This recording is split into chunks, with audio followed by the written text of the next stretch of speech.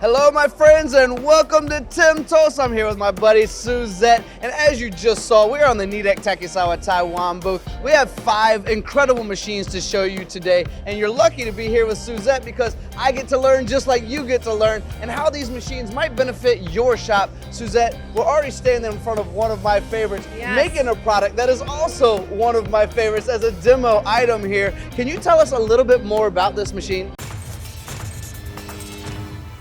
Yeah, it might look familiar from IMTS. We just had this machine there. It is Takisawa Taiwan's LA350 series machine. This machine specifically has Y-axis on it, heavy-duty boxway machine, heavy-duty chip conveyors, just ready with that big geared head for those heavy-duty cuts that you're going to be making, almost 5 inches of bar capacity. And it's a nice footprint. You can get it in 3 different lengths, but this footprint here is the popular one. For everyone who watched our factory tour where we got to bring cameras in for the first time, during that tour you made me chuckle when you said that Inconel is butter. Would this be one of those machines where Inconel becomes butter? This is one of those machines where Inconel becomes butter. Yeah, where we can take that giant geared head and we can use it to our advantage and just plow through some material. That's really interesting to me, Suzette, because I've seen so many machines break down from trying to do things that they're just not capable of doing, or even if they are capable, it's more like a one-off instead of the capability all the time. But when we think about Nidec Takisawa Taiwan, I think back to decades of strength and decades of total focus on turning centers. That's all you guys do all the time. That's all they do all the time, and they do it right with such integrity. Again, these oversized boxways, heavy duty, that casting, that one-piece casting, it is a beast. It's a mama. Well, for anyone out there who's currently struggling in that super alloy, that hard material world, or you're looking to even get into it and maybe not go through some of the same struggles other people have had to fight with, take a look at this machine. Let's head around the corner, Suzette. We got 4 more to look at. We have 4 more. The next one is interesting to me. It is. And it's wild to me because you may not know this, but back around 2000, 2001, I was machining, and the first machines I was doing had gang tooling on it. So let's get the camera inside there real quick. I have never seen like a dual gang tooling. What is going on inside of here? That's exactly what this is. It is a dual gang system with twin turrets. Talk about small parts, precision parts. You don't want all of that tool change time. That gang slide is much faster. It really is a different kind of animal for what we do in turning. Do you know, Suzette, and I have to ask this question because I'm curious about it, that why do we see so many more turrets these days versus gang tooling when you just now spoke about the speed of what gang tooling brings, right? Because I look at this and you're right. I can slide up and down. I mean, this is obviously a demo, so we're not moving as quickly as it can, but I can slide up and down really, really quick.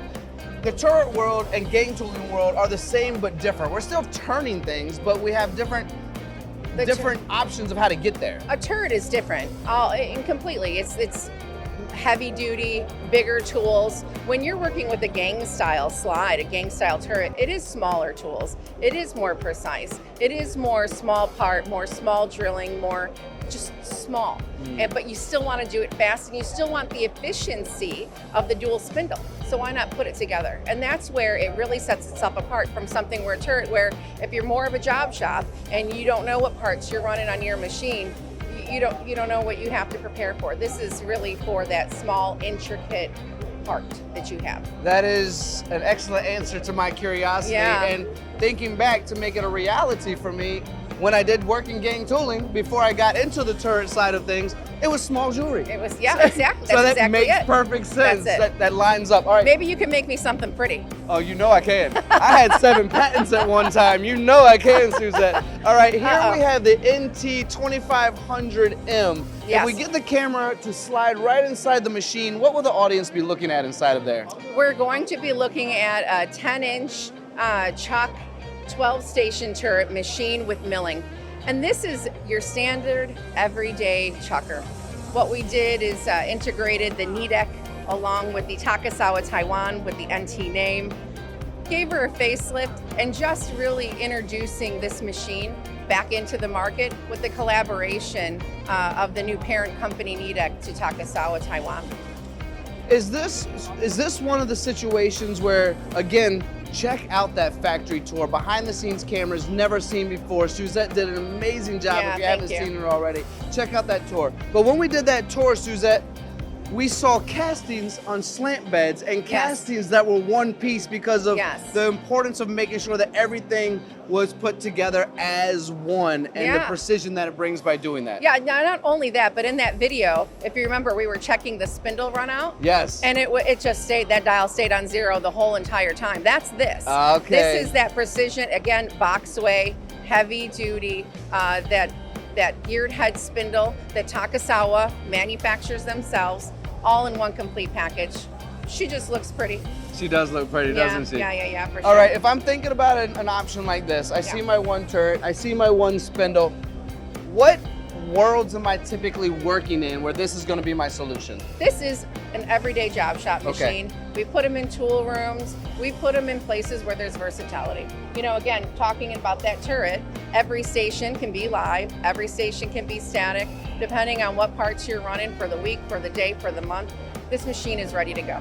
This almost feels like a great schoolroom lathe as well. Like for someone to learn off of this and then take it into, I mean, this seems to be an answer for something like that also. Yeah, for sure. Usually in a schoolroom, we try to do something a little bit smaller just in case, but this is a great machine. All right, let's slide over to something you and I are both incredibly excited about. Oh my goodness. This is a world premiere. This is a new release to the US. This is something that's been developed for years. Yes. I know how excited you are personally to now have this option in the US. I'm seeing a mill turn here, and look at that giant window. I have been a real pain about this machine and getting it for the US market.